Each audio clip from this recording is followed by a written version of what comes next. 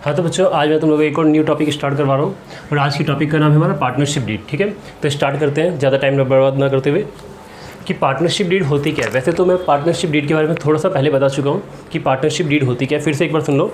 Agreements दो तरीके से तैयार किए जा सकते हैं। एक एग्रीमेंट होता है ओरल, एक होता है रिटन। रिटन एग्रीमेंट को ही हम पार्टनरशिप डीड बोलते हैं। और जो रिटन एग्रीमेंट होता है इसमें सारी की सारी टर्म्स एंड कंडीशन लिखी जाती है। ठीक है, जिससे पार्टनरशिप गवर्न होता है, जिससे पार्टनरशिप फर्म जिसके अकॉर्डिंग चलती है। लाओ इस रीड करके देखते हैं क्या लिखा है।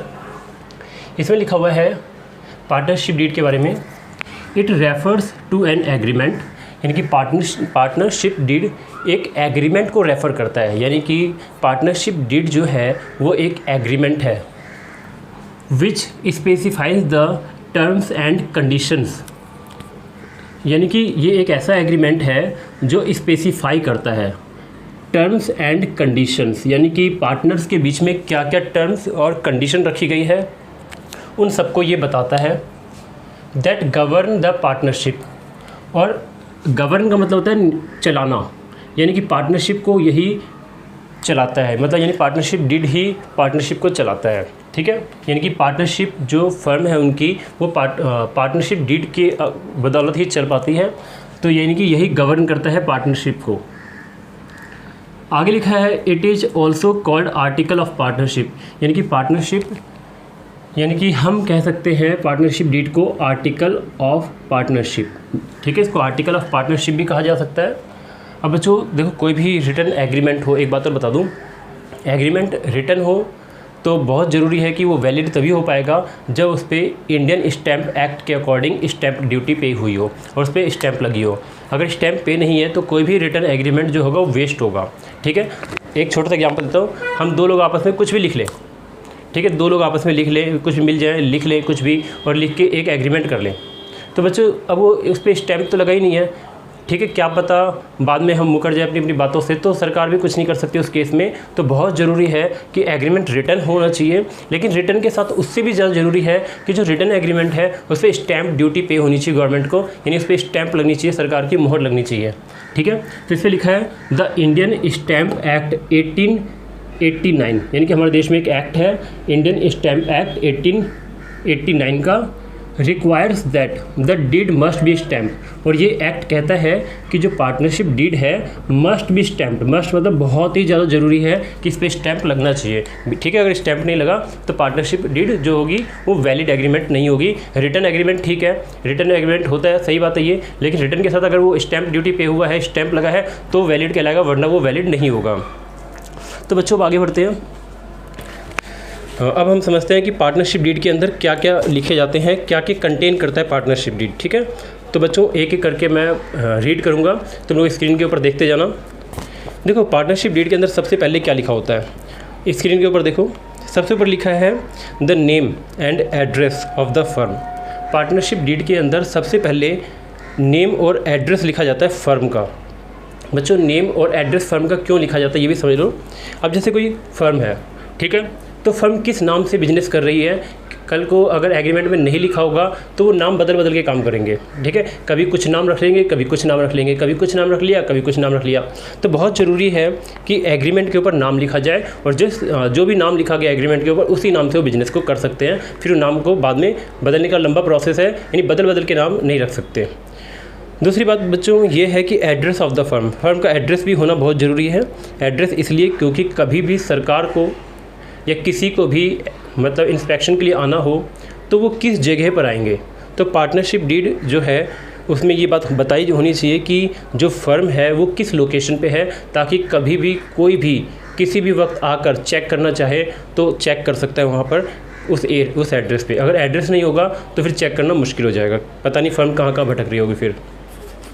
दूसरी चीज़ है बच्चों name and address of the partners के नाम भी होने चाहिए और साथ में पार्टनर्स के भी एड्रेस होने चाहिए इसके अंदर।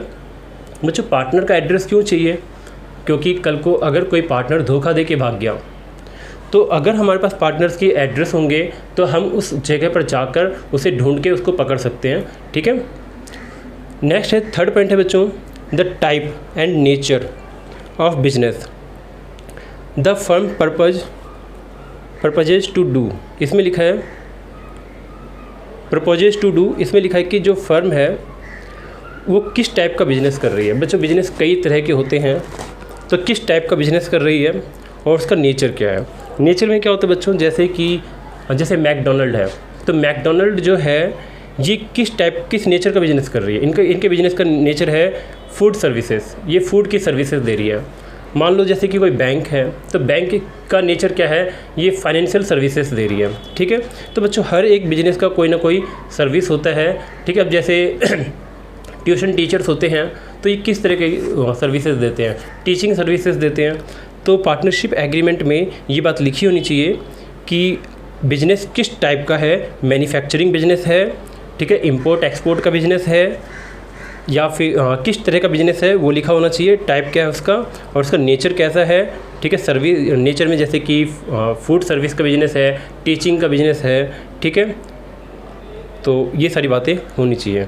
तो थर्ड पॉइंट है the type and nature of the business the firm proposes to do, मतलब फर्म जो भी बिजनेस करना चाहती है उसका टाइप और उसका नेचर लिखा होना चाहिए एग्रीमेंट के ऊपर। हाँ बच्चों, बात है फोर्थ पॉइंट पे। फोर्थ पॉइंट में लिखा है the amount of capital to be contributed by each partner, तो हर एक पार्टनर ने कितने रुपए की कैपिटल दी हुई है ये भी एग्रीमेंट में लिखा जाना चाहिए। अगर ये बात एग्रीमेंट में नहीं लिखी गई तो कल को पता है क्या होगा, बहस होगी आपस में। कोई अगर बेईमान पार्टनर होगा तो वो बोलेगा कि मैंने कैपिटल ज़्यादा लगाई थी, मुझे ज़्यादा हिस्सा मिलना चाहिए। ठीक है, और इस तरीके से बेईमानी हो सकती है। तो बेईमानी से बचने के लिए ये बात तो साफ साफ लिख देना चाहिए कि कौन से पार्टनर ने कितने रुपए की कैपिटल लगाई है। आगे इसी के अंदर लिखा है and whether the capital accounts will be fixed और फ्लक्चुएटिंग, और यहाँ पे ये भी एग्रीमेंट में लिखा होना चाहिए कि कैपिटल अकाउंट उनका फिक्स होगा या फ्लक्चुएटिंग होगा। बच्चों इसके बारे में मैं आगे नेक्स्ट वीडियो में बताऊँगा कि फिक्स और फ्लक्चुएटिंग क्या, तो बस इतना समझ लो। फिक्स कैपिटल में क्या होता है, कैपिटल अकाउंट चेंज नहीं होता, कैपिटल का जो भी बैलेंस रखा जाता है वो सेम रहता है, हमेशा सेम रहता है, कुछ कंडीशन में चेंज होता है। और बाकी फ्लक्चुएटिंग में कैपिटल का बैलेंस चढ़ता उतरता रहता है, घटता बढ़ता रहता है। तो ये भी बताना चाहिए कि कैपिटल का अकाउंट जो है वो फिक्स होगा या फ्लक्चुएटिंग होगा। पॉइंट नंबर बच्चों 5 पे आ जाओ। 5 में लिखा हुआ है इंटरेस्ट ऑन कैपिटल। ठीक है, अच्छा बच्चों एक बात समझो, वैसे तो पार्टनर को कैपिटल पे इंटरेस्ट देना बनता नहीं है। पार्टनर को कैपिटल पर इंटरेस्ट देना नहीं बनता, क्यों नहीं बनता बच्चों? चलो इसके ऊपर छोटी सी बात बताता हूँ। पार्टनर बिजनेस में लगाता है कैपिटल, और कैपिटल पे मिलना चाहिए प्रॉफिट। ठीक है, तो कैपिटल लगाया उसको प्रॉफिट मिलना चाहिए, और सही बात है कैपिटल पे उसको प्रॉफिट मिल भी जाएगा। लेकिन इंटरेस्ट की बात, इंटरेस्ट किसी पार्टनर को नहीं दी जाती। लेकिन अगर आपस में वो डिसाइड कर लेते, मिलकर एग्रीमेंट कर लेते भाई इंटरेस्ट भी दिया जाएगा, तो उस केस में इस बात को लिखना पड़ेगा। ठीक है, नॉर्मल केसेस में इंटरेस्ट ऑन कैपिटल नहीं देते हैं, लेकिन अगर वो चाहते हैं तो लिखना पड़ेगा एग्रीमेंट में, और लिख दिया तो देना पड़ेगा। किस रेट से देना पड़ेगा वो भी लिखना पड़ेगा। तो इसमें लिखा इंटरेस्ट ऑन कैपिटल वाले में whether interest is to be allowed on capital, यानी कि इंटरेस्ट ऑन कैपिटल देना है या नहीं देना, ये बात लिखा होगा। If so the rate of interest, अगर मान लो इंटरेस्ट ऑन कैपिटल देने की बात की जा रही है कि हाँ भाई इंटरेस्ट ऑन कैपिटल देंगे, तो उसका रेट भी यहाँ पे स्पेसिफाई करना पड़ेगा एग्रीमेंट में, किस रेट से। क्योंकि बच्चों रेट नहीं लिखेंगे तो बाद में भी लड़ाई झगड़े हो सकते हैं, पार्टनर्स में बहस हो सकती है। उसके बाद आता है ड्राइंग्स। ठीक है, तो ड्राइंग्स में क्या है, how much amount the partner are entitled to withdraw for personal use. यहाँ पे एक लिमिट बना दी गई है कि कोई भी पार्टनर अगर पर्सनल यूज़ के लिए बिजनेस से पैसा निकालता भी है तो कितना निकाल सकता है, इसके लिए यहाँ पे एक लिमिट लगा दी जाती है बच्चों। क्या लगा दी जाती है? लिमिट। लिमिट यहाँ पे इसलिए लगा दी जाती है कि उस लिमिट से ज़्यादा कोई ना निकाल पाए। तो यहाँ पे एक बता दिया जाता है कि हाउ मच, मतलब हाउ मच अमाउंट, मतलब कितना अमाउंट कोई भी पार्टनर पर्सनल यूज़ के लिए निकाल सकता है। ठीक है, फिर उसके बाद है इंटरेस्ट ऑन ड्राइंग। अगर किसी पार्टनर ने बच्चों ड्राइंग की हुई है तो फर्म उससे ब्याज लेती है, तो यहाँ पर कितना ब्याज लेना है या लेना भी है या नहीं लेना, ये भी बात लिखी जाती है। पढ़ते क्या लिखा है, whether interest will be charge on partners drawings, if so the rate of interest. वैसे तो बच्चों पार्टनर से अगर पार्टनर ने पर्सनल यूज के लिए पैसे निकाल लिए हैं तो इंटरेस्ट उससे नहीं लेते, मतलब फर्म उससे इंटरेस्ट नहीं लेती। कारण क्या है बताता हूँ क्या है। अगर मान लो पार्टनर्स का कैपिटल अकाउंट है ये, ठीक है, तो बच्चों पार्टनर को कोई भी चीज़ देनी होती है ना, सब कुछ क्रेडिट साइड में लिखा जाता है। जो भी चीज़ देनी होती है सब कुछ क्रेडिट साइड में लिखा जाता है, और सब कुछ जो भी पार्टनर से लेना होता है वो डेबिट करते हैं। मान लो कि पार्टनर का opening capital, profit, commission, salary, जो कुछ भी पार्टनर को देना होगा सब इस साइड लिखते हैं। अब अगर किसी पार्टनर को पैसे की ज़रूरत पड़ गई तो नॉर्मल सी बात है वो बिजनेस से निकालेगा ही निकालेगा, ठीक है।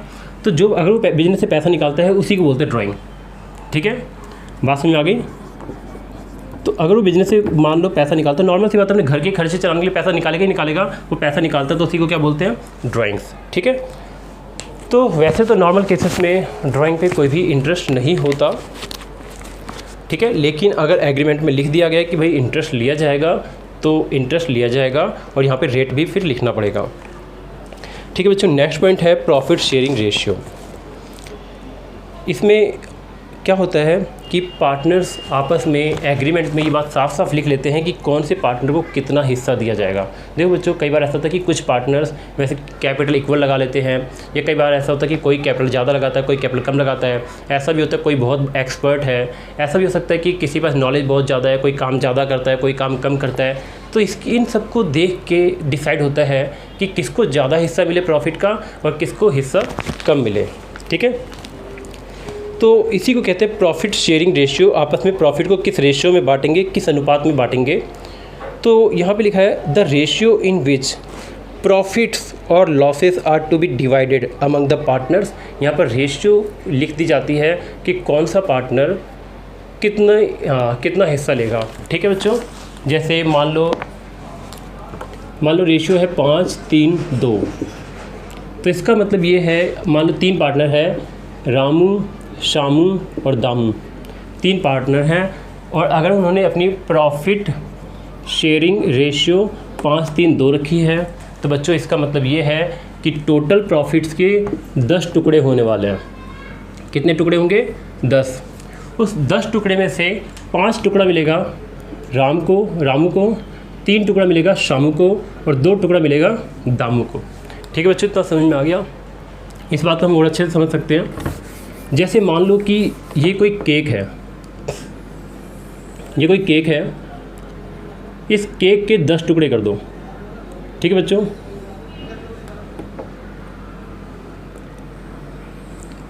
कितने टुकड़े हो गए, 1, 2, 3, 4,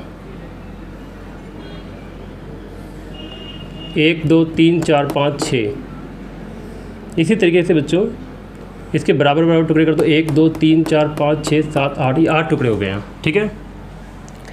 चलो एक आध टुकड़ा और बना देते हैं। 1, 2, 3, 4, 5, 6, 7, 8, 9, 10 टुकड़े हो गए हैं। अब बच्चों 10 टुकड़े में से रामू को 5 टुकड़े मिलने हैं, तो ये टुकड़ा, ये टुकड़ा, ये टुकड़ा, ये टुकड़ा और ये टुकड़ा, यानी कि इतना टुकड़ा रामू अकेला ले जाएगा, ठीक है बच्चों। बाकी 3 टुकड़ा शामू को, तो ये शामू को, ये शामू को, ये शामू को, और 2 टुकड़े दामू को, तो ये दामू को और ये दामू को। इस तरीके से बच्चों बढ़ जाता है प्रॉफिट, ठीक है। तो यानी कि प्रॉफिट के 10 हिस्से होंगे, 5 हिस्सा, 3 हिस्सा, 2 हिस्सा, इस तरीके से कुछ भी एग्रीमेंट में हो सकता है। वैसे तो अगर एग्रीमेंट में नहीं लिखा जाता तो उनकी रेशियो जो होती है वो 1:1:1 होती है, ठीक है, यानी इक्वली होती है 1:1, या 2 है तो 1:1:1, सॉरी 3 है तो 1:1:1, 4 है तो 1:1:1, मतलब बराबर, ठीक है। हाँ तो बच्चों यहाँ तक होने के बाद 9 पॉइंट पे आते हैं सैलरी। इसमें लिखा है कि अच्छा बच्चों एक बात बताओ, पार्टनर ने बिजनेस में कैपिटल लगाया, कैपिटल लगाने के बाद पार्टनर बिजनेस में काम कर रहा है, अब वो कहे अलग से डिमांड करता है कि मुझे सैलरी चाहिए। तो मुझे एक बात बताओ कि अगर किसी पार्टनर ने कैपिटल लगाया है तो क्या वो सैलरी की डिमांड कर सकता है? इसका आंसर है नहीं। क्यों नहीं कर सकता? क्योंकि बच्चों अपना ही काम तो कर रहा है, वो कौन सा बाहर वालों का काम कर रहा है, कौन सा किसी और का काम कर रहा है, उसका खुद का बिजनेस है, वो बिजनेस उसी का है। अपना खुद का काम करने के लिए खुद को सैलरी थोड़ी कोई देता है। लेकिन अगर फिर भी एग्रीमेंट में लिखा हुआ है कि कोई वर्किंग पार्टनर है या किसी पार्टनर को सैलरी दी जाएगी तो उस केस में सैलरी दी जाएगी, नॉर्मल केसेस में सैलरी नहीं देते हैं।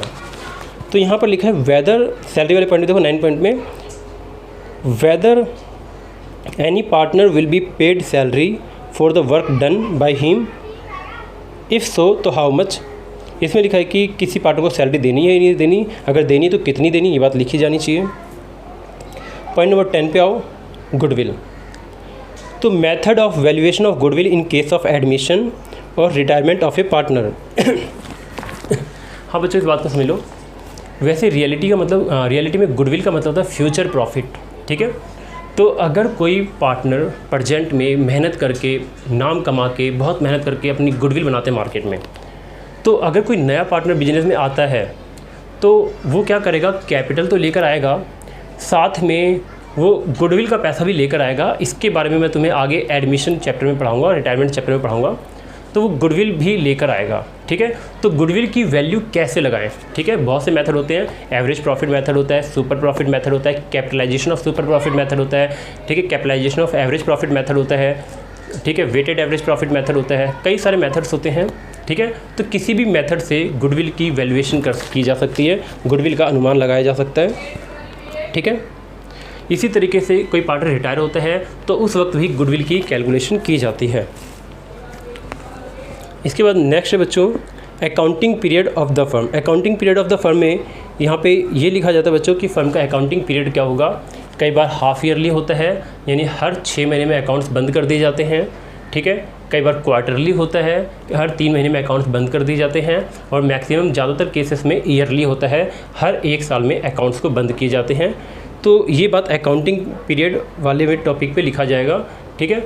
और यहाँ पर ये भी बताया जाएगा कि कैलेंडर ईयर लेना है या फिर फाइनेंशियल ईयर लेना है, ठीक है, यानी अकाउंटिंग ईयर लेना है।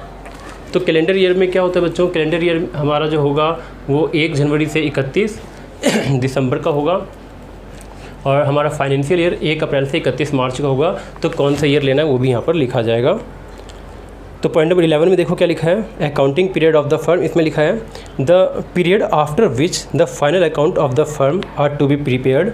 मतलब किस पीरियड के बाद अकाउंटिंग फर्म अपने फाइनल अकाउंट बनाएगी, यानी कि हर 6 महीने बाद बनाएगी या 1 साल बाद बनाएगी। वेदर ईयरली और हाफ ईयरली, यानी ईयरली अकाउंट बनाएगी फर्म या हाफ ईयरली बनाएगी। And the date on which accounts are to be close every year, और किस डेट को फर्म का अकाउंट हर साल बंद होगा ये भी लिखा जाएगा। आगे है बच्चों method of recording firms account, ठीक है, and the safe custody of the books of accounts and other documents of the firm. यहाँ पे अकाउंट्स किस मेथड से तैयार किया जाएगा बच्चों, जैसे कैश बेसिस पे, ठीक है, या फिर एक्चुअल बेसिस पे तैयार किया जाएगा। यहाँ पर अकाउंट्स की कस्टडी किसके पास होगी, कौन सा पार्टनर अकाउंट्स की कस्टडी अपने पास रखेगा, और सारे जो इंपॉर्टेंट डॉक्यूमेंट्स हैं किस पार्टनर के कब्जे में होंगे, कौन से पार्टनर की कस्टडी में होगा, ये भी बात लिख दी जाएगी। इतना लिखने के बाद बच्चों नेक्स्ट पॉइंट है 12 पॉइंट हो गया, 13 पे आ जाओ। 13 पॉइंट में लिखा है ऑडिटिंग। ऑडिटिंग क्या होता है बच्चों, ऑडिटिंग का मतलब होता है जो भी अकाउंट्स बनकर तैयार होते हैं, खाते बनकर जो तैयार होते हैं, तो उन खातों की साल में 1 बार जांच होती है। वैसे कई बार जांच होती है, ऑडिट करने के कई सारे मेथड्स हैं, ठीक है। तो कई सारे मेथड्स होते हैं ऑडिट करने के, यानी कि ऑडिटिंग का मतलब होता है खातों की जांच करना। ये वैसे ज़्यादातर तो चार्टर्ड अकाउंटेंट आता है, सीए आते हैं, वो आके कंपनी के अकाउंट्स की चेकिंग करके जाते हैं, और वैसे कई बार तो गवर्नमेंट की तरफ से भी आते हैं। तो बच्चों ये क्या करते हैं, ऑडिटिंग करते हैं, ठीक है। अब बात यहाँ पर आती है कि ऑडिटिंग, चलो पढ़ के देखते हैं ऑडिटिंग में क्या लिखा है। ऑडिटिंग में लिखा है whether the firms books will be audited और नॉट। यहाँ पर ये भी लिखा जाएगा कि फर्म की बुक्स का ऑडिट किया जाएगा या नहीं किया जाएगा। वैसे तो बच्चों 10 लाख से नीचे तक का फर्म का टर्नओवर है तो ऑडिट करने की ज़रूरत नहीं है, लेकिन 10 लाख से ऊपर हो जाता है तो ऑडिट करना पड़ जाता है, कंपलसरी हो जाता है। तो यहाँ पर ये बात लिखी जाएगी, if so the mode of auditors appointment.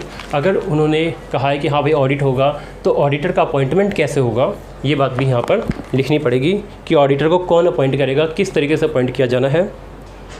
ठीक बच्चों, 1 मिनट।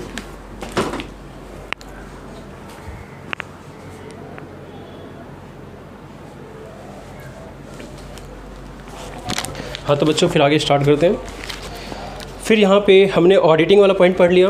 ऑडिटिंग के बाद नेक्स्ट पॉइंट आता है date of commencement of partnership. देखो बच्चों पार्टनरशिप डीड में ये बात भी लिखनी बहुत ज़रूरी है कि जो हमारी पार्टनरशिप जो स्टार्ट हुई है वो किस डेट को स्टार्ट हुई है। इससे क्या होता है, एक तरह से थोड़ा अच्छा ही रहता है कि हमें पता रहता है कि हमारे बिज़नेस को चलाते हुए हमें कितने साल हो गए हैं। नेक्स्ट है उसके बाद ड्यूरेशन ऑफ पार्टनरशिप। वैसे बच्चों पार्टनरशिप का भी ड्यूरेशन होता है। कुछ पार्टनरशिप 5 साल के लिए, 10 साल के लिए बनाई जाती है, कुछ 20 साल के लिए भी बनाई जा सकती है। कुछ पार्टनरशिप विल पे होती है, इच्छा पर होती है कि जब तक मन करेगा तब तक पार्टनरशिप में रहेंगे और जब मन नहीं रहेगा तो हम अलग अलग हो जाएंगे। तो पार्टनरशिप कई का ड्यूरेशन भी होता है यहाँ पर ठीक है। तो यहाँ पर यही बात लिखी जाती है, पार्टनरशिप का ड्यूरेशन पढ़ते हैं इसमें।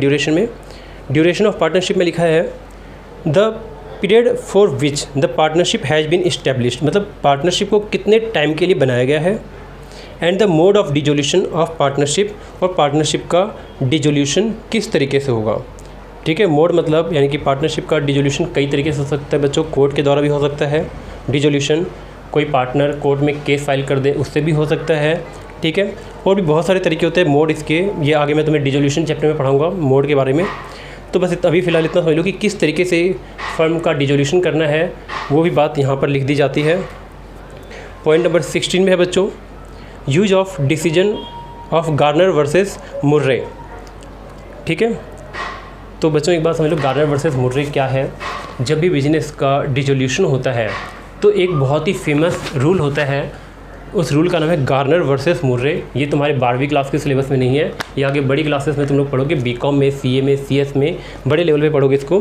बस अभी ज़्यादा तुम्हारे काम की चीज़ नहीं है, इसलिए मैं ज़्यादा तुम्हें समझा नहीं रहा, बस इतना ही समझ लो। एक रूल होता है गार्नर वर्सेस मुर्रे, इस रूल का इस्तेमाल करना है या नहीं करना, ये भी बात एग्रीमेंट में लिख दी जाती है। यानी कि जब भी बिजनेस बंद होगा, ठीक है। अच्छा, एक बात और बताता हूँ, गार्नर वर्सेस मुर्रे रूल तब लगाया जाता है जब फर्म का डिजोल्यूशन हो रहा हो, और डिजोल्यूशन किस वजह से हो रहा हो। डिजोल्यूशन होने की वजह है पार्टनर्स इंसॉल्वेंट हो गए हो, पार्टनर्स का दिवालिया निकल गया हो। तो जब पार्टनर्स का दिवालिया निकल जाता है, पार्टनर्स इंसॉल्वेंट हो जाते हैं, तो उस केस में गार्नर वर्सेस मुर्रे रूल को लगाना है या नहीं लगाना, ये बात एग्रीमेंट में लिखी जाती है। तो पढ़ते हैं, use of the decision of Garner versus Murray. इसमें लिखा है whether decision in case of Garner versus Murray is to apply in the case of insolvency of a partner, यानी कि पार्टनर अगर इंसॉल्वेंट होगा तो गार्नर वर्सेस मुर्रे रूल को apply करना है या नहीं करना, ये बात भी एग्रीमेंट में लिखी जाती है। अब इसके बाद है बच्चों बैंक अकाउंट। तो बैंक अकाउंट में यहाँ पे ये देखना पड़ता है कि बैंक अकाउंट किसके नाम पे खोलें, किसी पार्टनर के नाम पे बैंक अकाउंट को खोलें या फर्म के नाम पे बैंक अकाउंट खोलें, क्योंकि फिर बैंक अकाउंट अगर खुलेगा तभी तो सारे चेक के ऊपर सिग्नेचर होंगे।